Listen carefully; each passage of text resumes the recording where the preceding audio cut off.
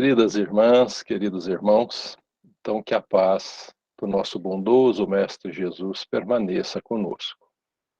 Em primeiro lugar, nós queremos agradecer o convite feito e estamos muito felizes também de participar com vocês deste momento de estudo, para que possamos juntos, unidos, buscar o entendimento do ensino de Jesus. Inicialmente, eu gostaria de lembrar da questão 1009 do Livro dos Espíritos, onde o apóstolo Paulo responde essa questão. E nós extraímos um trecho da resposta de Paulo, porque se nós observarmos, os grandes nomes que trabalharam com Jesus, todos estão de volta no Consolador Prometido, no Livro dos Espíritos, no Evangelho, em toda a codificação. E Paulo não poderia estar ausente, como um grande instrumento que foi de Jesus. E nessa questão 1009, ele faz a seguinte colocação: gravitar para a unidade divina, eis o fim da humanidade. Para atingi-lo, três coisas são necessárias: a justiça, o amor e o conhecimento. E três coisas lhe são opostas e contrárias: a ignorância, o ódio e a injustiça. Com base nessa fala do Paulo, nós então percebemos a grandeza do ensino de Jesus, quando então, pelas mãos abençoadas do nosso querido Chico, Emmanuel traz no livro A Caminho da Luz informações tão importantes de Jesus em nossas vidas. E ele ali coloca que Jesus recebeu das mãos do Criador, do nosso Pai, a incumbência de conduzir as nossas almas, levando-nos da condição de espíritos simples, sem conhecimento, à condição de espíritos perfeitos. Assim, nessa fala de Paulo, nós observamos que gravitar em torno da unidade divina é o nosso objetivo, ou seja, nós estamos então caminhando para que assim possamos estar junto com o nosso Criador. Das três coisas que Paulo coloca, a primeira delas para atingir seria a justiça. Se nós observarmos no ensino de Jesus, que nos acompanha desde o primórdio das nossas primeiras encarnações, quando nós já estávamos aqui no mundo primitivo, que já tínhamos então amadurecido, já adquirido um certo conhecimento, vem então surge o primeiro grande nível de consciência. E qual foi esse grande nível de consciência? Exatamente a justiça, através de um missionário que Jesus encaminha, chamado Moisés. Então foram os primeiros momentos onde nós aprendemos a conviver em sociedade. Já tivemos então o primeiro amadurecimento, o primeiro nível de evolução que nós tivemos para podermos aprender a conviver em sociedade. E até hoje, as nossas leis terrenas têm por base os 10 mandamentos enviados por Jesus a Moisés. E assim também ali está contido a justiça de Deus, as leis naturais que nos regem. E nós vamos observar, então, que continuamos o nosso processo de evolução, e aí o próprio Jesus, o nosso irmão maior, encarna no planeta para nos trazer esse segundo item que Paulo coloca, que é o amor.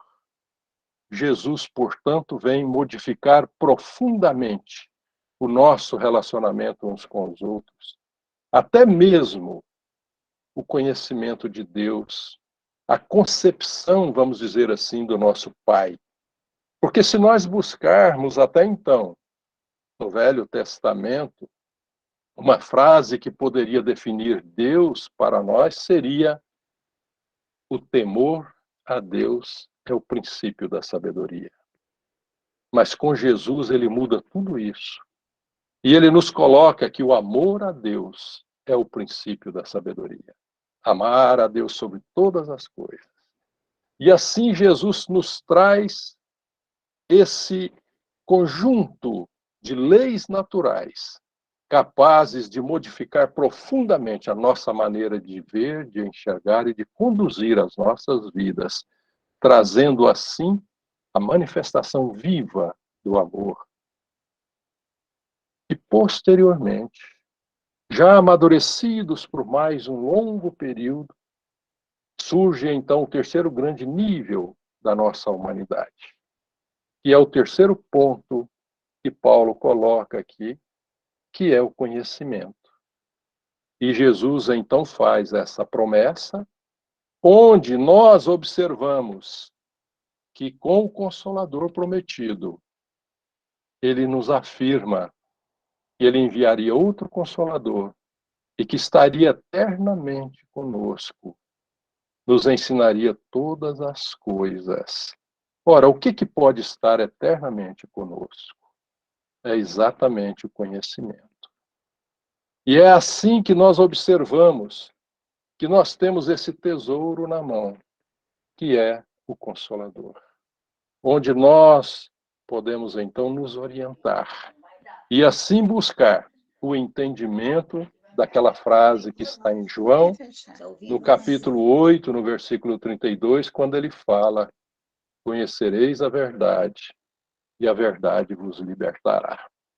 Assim, nós aprendemos com Kardec, que está lá no Evangelho segundo o Espiritismo, logo no início, no primeiro capítulo, lá no item 7, quando Kardec fala assim para nós: assim como Cristo disse, não vim destruir a lei, porém cumpri-la, também o Espiritismo diz, não venho destruir a lei cristã, mas dar-lhe execução. Vem cumprir nos tempos preditos, olha que coisa importante, vem cumprir nos tempos preditos o que o Cristo anunciou. Então, ele está mostrando aí que Kardec já tinha noção, então, que o que ele estava recebendo, codificando, era o Consolador prometido. Portanto, ele fala: vem cumprir nos tempos preditos o que o Cristo anunciou e preparar a realização das coisas futuras. Olha que importante. Esse conhecimento vai possibilitar, então, esse preparo para as coisas futuras.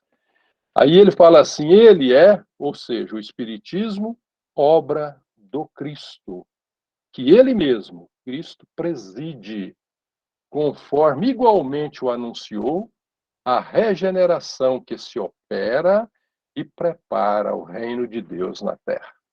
Esse item 7 do capítulo 1 do Evangelho, ele é profundo. Aqui demonstra o total conhecimento de Kardec daquilo que ele estava fazendo naquela época. E aqui está um resumo profundo e belo de qual é o trabalho que o Consolador prometido veio fazer. E nós fazemos parte desse trabalho. Nós estamos juntos, abraçando com Jesus o Consolador. Portanto, nós precisamos buscar essa vivência com base naquilo que Jesus nos ensinou. Amar uns aos outros como eu vos amei. E essa é a base de todo o ensino e de toda a lei natural, de toda a lei do nosso Pai. E se nós quisermos compreender, porque muita gente fala, onde que está que Jesus é esse encarregado de conduzir as nossas vidas? Primeiro, no livro A Caminho da Luz. Segundo, na questão 283 do Consolador. Livro também, psicografia do Chico de Emmanuel. Quando na questão 283 pergunta-se a Emmanuel, com referência a Jesus, como interpretar o sentido das palavras de João? E o Verbo se fez carne e habitou entre nós. Olha que coisa fantástica. Olha a resposta de Emmanuel. Antes de tudo, precisamos compreender que Jesus não foi um filósofo e nem poderá ser classificado entre os valores propriamente humanos, tendo-se em conta os valores divinos de sua hierarquia espiritual na direção das coletividades terrícolas.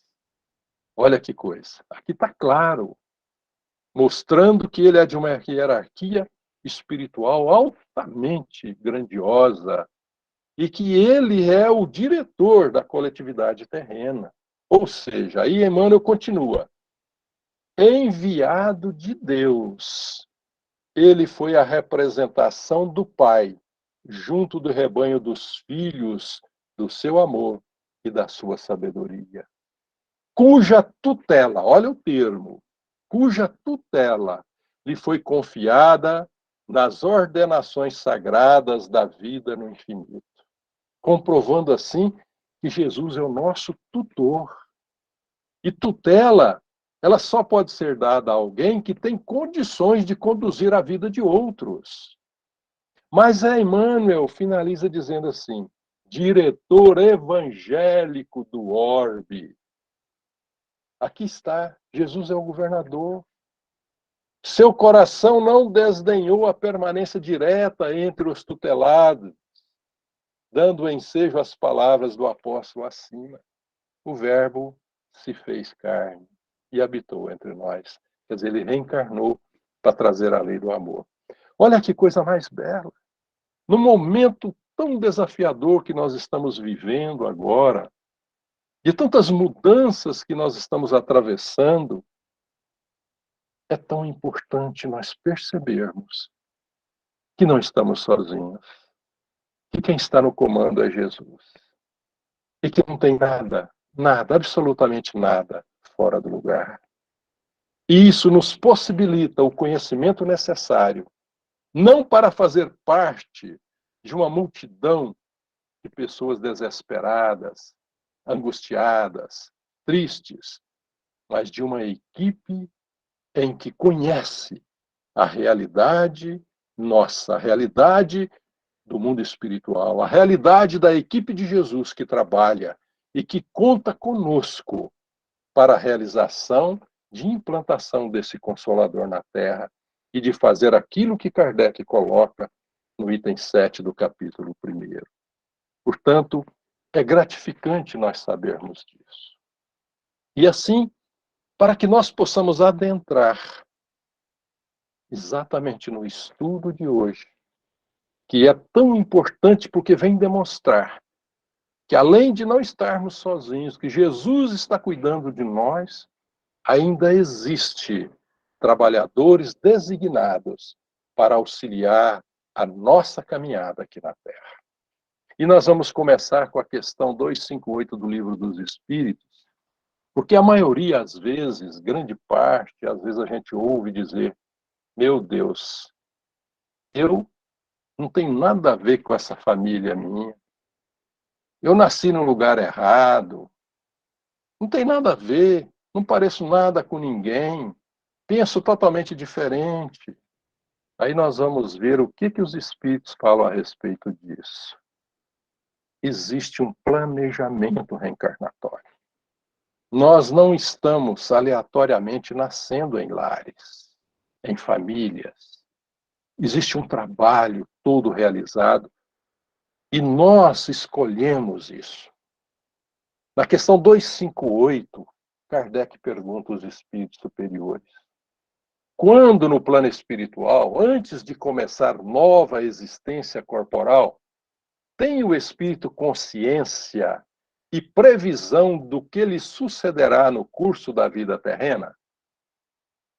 Aqui, então, está a resposta sobre o nosso planejamento reencarnatório. Vejam a resposta que os espíritos superiores dão. Ele próprio, ou seja, o espírito, escolhe o gênero de provas por que há de passar, e nisso consiste o seu livre-arbítrio. Portanto, eu escolho as minhas provas. Eu escolho quais são os percalços que eu vou ter. Quais são os caminhos que eu deverei, na generalidade, tomar. E Kardec, como sempre, vai nos elucidando. Logo na questão seguinte, ele fala, bom, já que nós escolhemos, né, já que é o espírito que escolhe o gênero de provas que deve sofrer, seguir-se-á que todas as tribulações que experimentamos na vida, nós as previmos e buscamos, ou seja, tudo minuciosamente previsto? Olha o que os espíritos superiores respondem. Todas não. Porque não escolhestes e previste tudo o que vos sucede no mundo, até as mínimas coisas. Escolhestes o gênero das provações. As peculiaridades correm por conta da posição em que vos achais.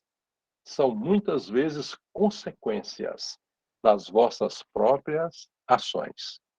Aqui está resumidamente dizendo o seguinte: nós escolhemos a generalidade daquilo que nós vamos, né, passar em termos de provas, e é claro que carregamos com isso algumas consequências dos erros do passado que nós escolhemos suportar nesta vida.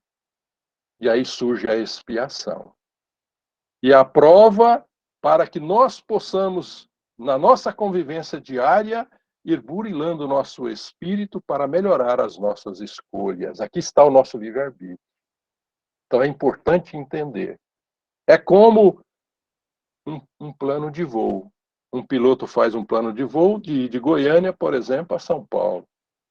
Os percalços do caminho, algumas coisas que acontecem, podem dificultar o atraso da chegada em São Paulo. Algum problema de vento, alguma tempestade, algum problema de combustível que tenha que parar num lugar, no outro. Esses percalços ocorrem pelas nossas escolhas e são consequências nossas.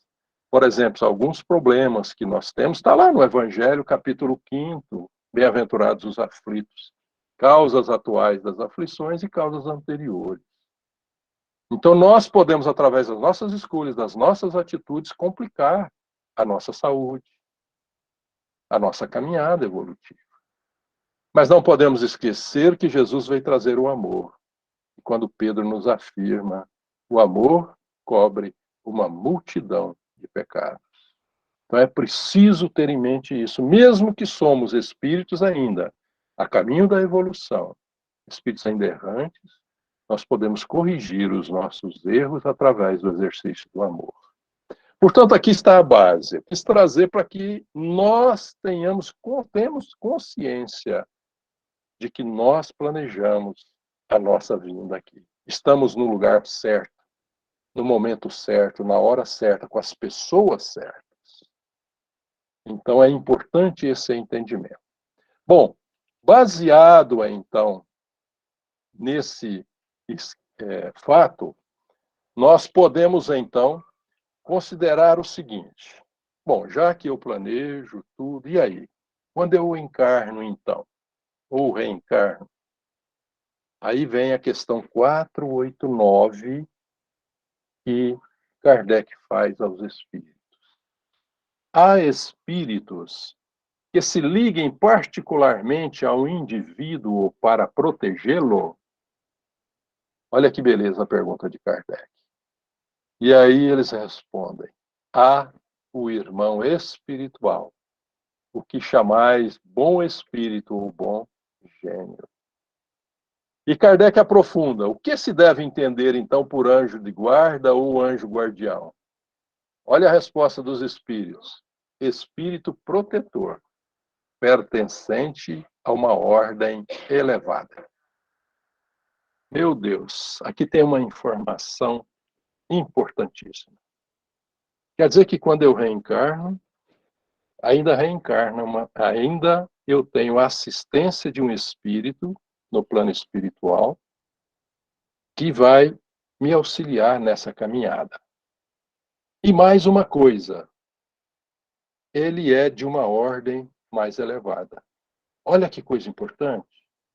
Então não é um cara que vai me aconselhar, que vai me intuir, que tem pouco conhecimento. Normalmente, ele é melhor do que eu. Então ele pode, com isso, ter condições de me auxiliar nas minhas escolhas. E aí nós vamos observar que quando ele fala que é um espírito de uma ordem elevada, nós lembramos da escala espírita que Kardec coloca. E Kardec foi muito caprichoso para a gente entender. Mesmo os espíritos que respondem às perguntas, Kardec observou que tinha diversos tipos de espíritos com graus diferentes de conhecimento. Por isso que ele criou a escala espírita. E ele criou as 3 ordens, a primeira, a segunda e a terceira. A primeira são os espíritos altamente superiores. A segunda ordem são os espíritos bons. E a terceira ordem, os espíritos inferiores. E aí, quando ele coloca aqui, é de uma ordem elevada, nós fomos lá na questão 100 do Livro dos Espíritos, onde é que fala da escala espírita, e nós vamos observar que Kardec fala assim, espíritos bons, predominância do espírito sobre a matéria, desejo de bem compreenderem Deus e o infinito, já gozam da felicidade dos bons, são felizes pelo bem que fazem e pelo mal que impedem de ser feito, não os movem o orgulho, nem o egoísmo ou a ambição. Não experimentam ódio, rancor, inveja ou ciúme, e fazem o bem pelo bem. A esta ordem pertencem os espíritos designados nas crenças vulgares pelos nomes de anjo da guarda, bons gênios, espíritos protetores. Olha aí, ele está na categoria de espíritos bons. Nosso anjo da guarda é um espírito bom. Então vejam que alegria nesse momento que nós estamos atravessando. Jesus comandando tudo. E nós ainda temos um espírito bom ao nosso lado, que nos auxilia. Olha o que Kardec pergunta aos espíritos superiores na questão 491. Qual a missão, então, do espírito protetor? A de um pai, com relação aos filhos. A de guiar o seu protegido pela senda do bem. Auxiliá-lo com seus conselhos. Consolá-lo nas suas aflições. Levantar-lhe o ânimo nas provas da vida. Olha que beleza. Aí nós vamos ver que Kardec faz a seguinte pergunta. Esse espírito, então, se dedica a nós desde o nosso nascimento. Olha o que os espíritos superiores respondem. Desde o nascimento até a morte. E muitas vezes o acompanha na vida no plano espiritual depois da morte. E mesmo através de muitas existências corpóreas, que mais não são do que fases curtíssimas da vida do espírito. Então, olha que beleza.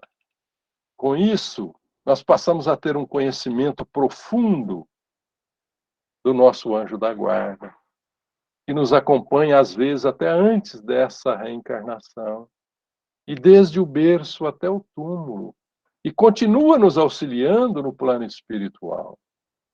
Então, nós não podemos deixar de compreender essa realidade, porque às vezes nós entramos em pânico, em desespero, e nós esquecemos disso. Se nós observarmos numa fala em que Jesus teve com um dos apóstolos chamado Tomé, e Tomé não acreditou que Jesus estava vivo. E aí foi preciso de Jesus aparecer para ele pegar nas mãos de Jesus, e Jesus falou uma coisa tão significativa, ele falou assim, felizes os que não me viram e creram. Isso é profundo. Então é preciso nós abrirmos a nossa mente, porque somos espíritos imortais. Mas se nós criarmos uma barreira mental, nós vamos dificultar a presença dos amigos espirituais em nossas vidas, porque sequer acreditamos. Então a fala de Jesus para Tomé: felizes os que não me viram e creram. Então, felizes que às vezes nós não vimos os espíritos superiores, nosso anjo da guarda, mas acreditamos nele. E aí nós vamos abrindo a nossa mente para essa realidade. E se nós quisermos buscar, assim, a compreensão nas obras da doutrina sobre o anjo de guarda, anjo da guarda, todas elas estão recheadas. A obra de André Luiz demonstra a ação da espiritualidade em nossas vidas. Mas eu gostaria de trazer uma coisa hoje, que é uma mensagem profunda e bela do nosso querido Dr. Bezerra de Menezes, quando ele fala dessa realidade da ação dos espíritos superiores em nossas vidas, no nosso dia a dia. E aqui nessa mensagem, ele vai falar dos mecanismos que nós podemos utilizar para entrar em contato com essa equipe espiritual, com o nosso anjo da guarda. Mas ele vai nos trazer alertas profundos sobre o nosso dia a dia, sobre desde o momento em que nós deitamos, nós levantamos e nós comportamos no dia a dia. Ele vai trazer alertas profundos e belos para que nós possamos modificar a nossa maneira de compreender essa realidade espiritual. Eu gostaria de mostrar para vocês que é fala do Dr. Bezerra, não é o Aston que está falando. Então, com isso, nós vamos observar que é um espírito superior que está trazendo uma mensagem e que nós juntos podemos agora compreendê-la. E quem sabe perceber algumas coisas que nós podemos mudar em nossas vidas. Dr. Bezerra inicia a mensagem falando o seguinte: quando vos entregais ao sono, ou seja, quando nós deitamos e dormimos, vossos guias tutelares entram em ação mais direta, trazendo-vos às esferas do nosso plano. O Dr. Bezerra está no plano espiritual, então ele está falando.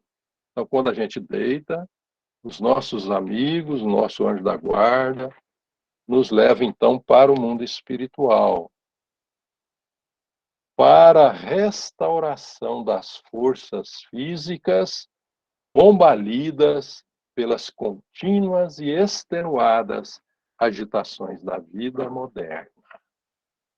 E ele fala: cirurgias são realizadas em vossos corpos espirituais, removendo futuros obstáculos que mais tarde se manifestariam no corpo físico em forma de distonias, doenças várias, impedindo o desempenho de vossas tarefas.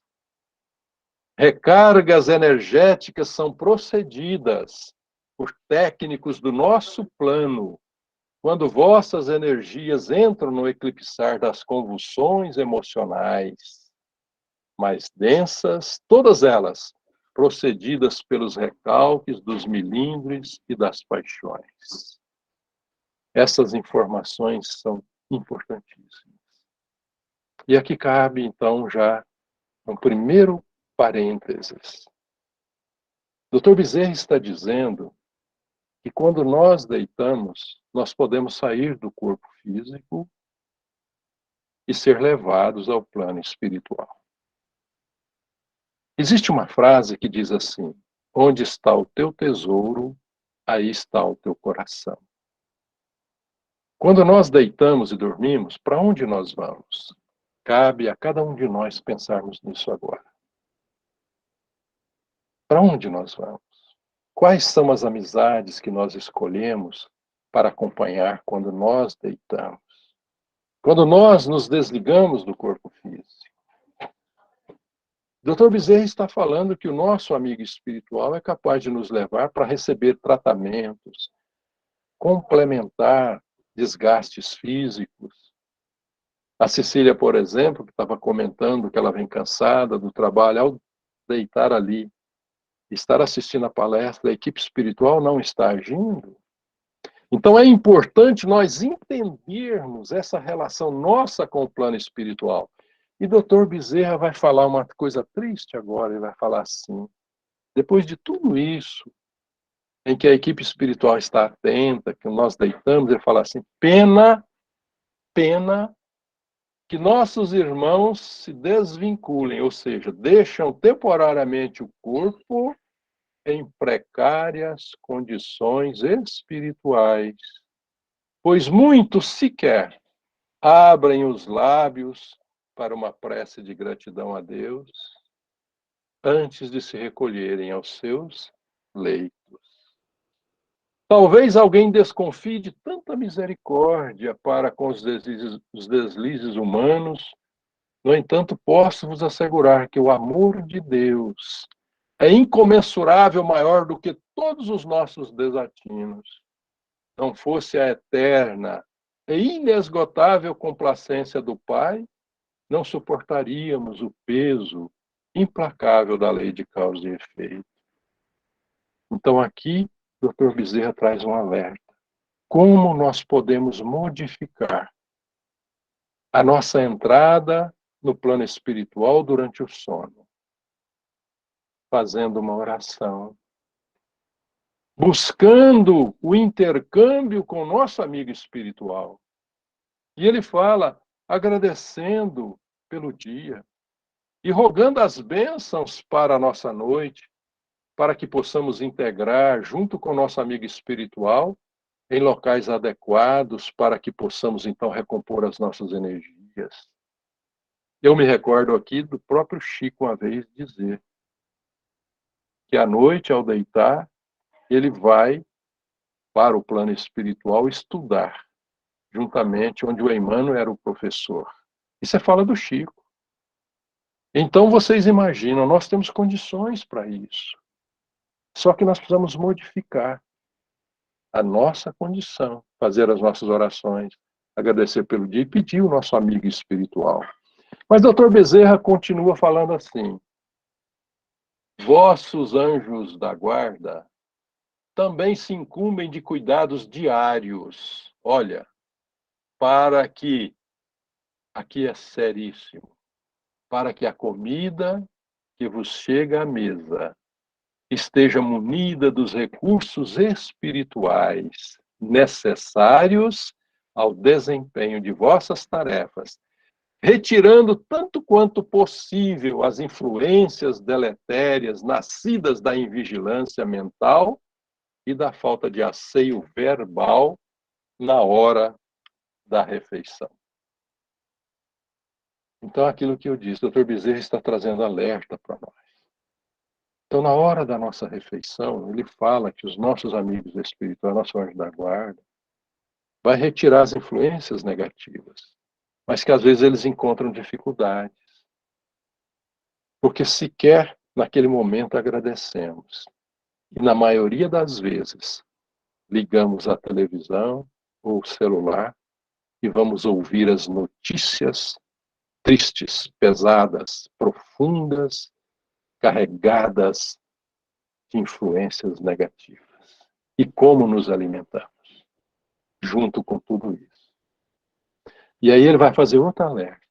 Antes mesmo de vos levantardes, vossos guias, o anjo da guarda, aplicam recursos espirituais para o equilíbrio da máquina física, embora lamentem que esses recursos venham a se perder pelo mau humor, pela apatia, pela revolta, que tomam conta de muitos dos nossos filhos ao se levantarem.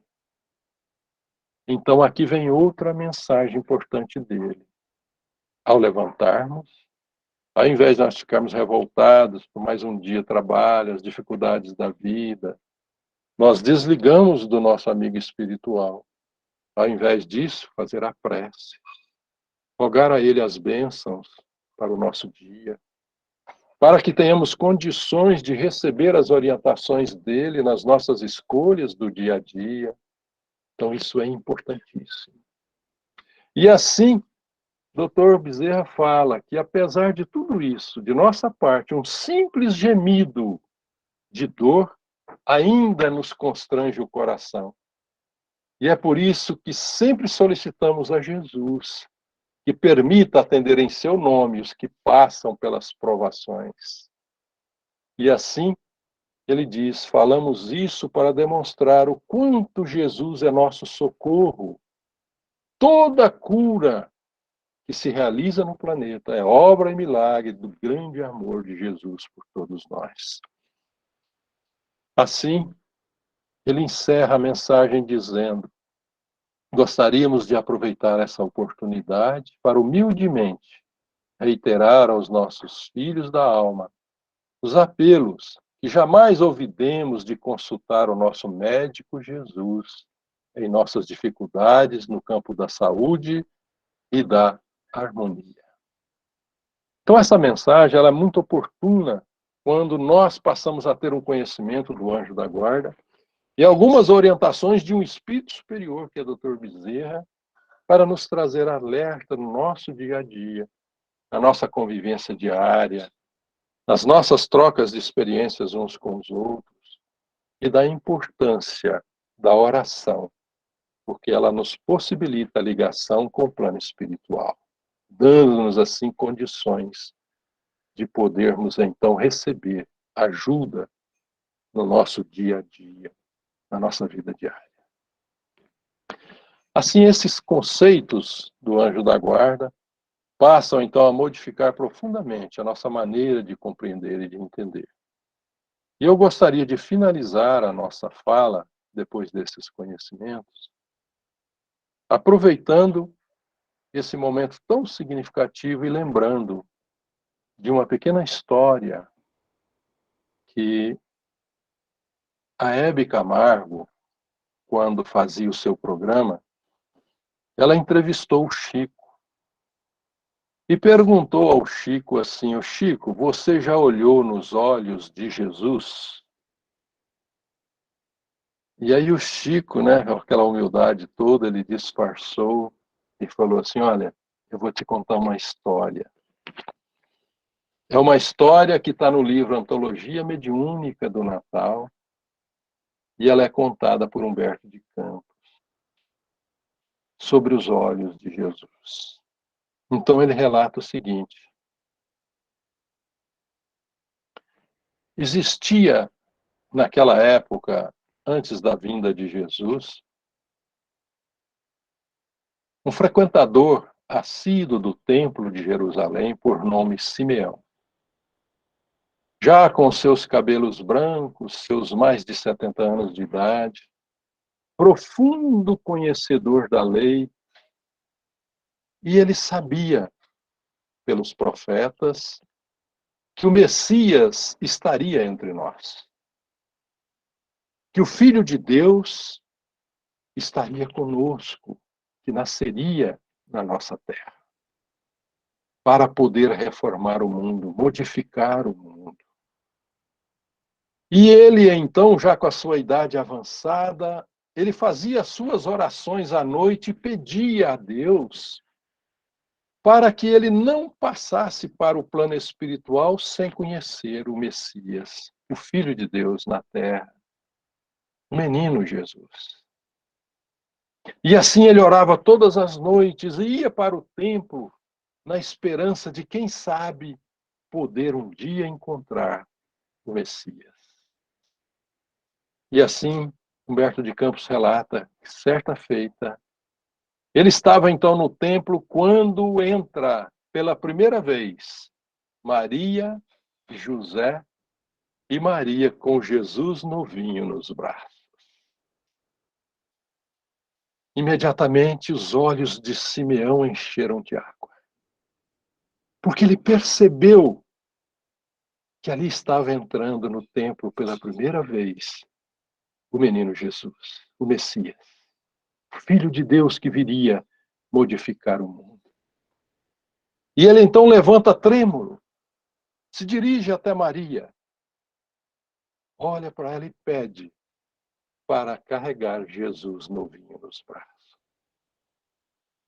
Maria entrega-lhe Jesus. Ele coloca aconchego do seu peito E aí, olha nos olhos de Jesus. Por isso que Chico contou a história.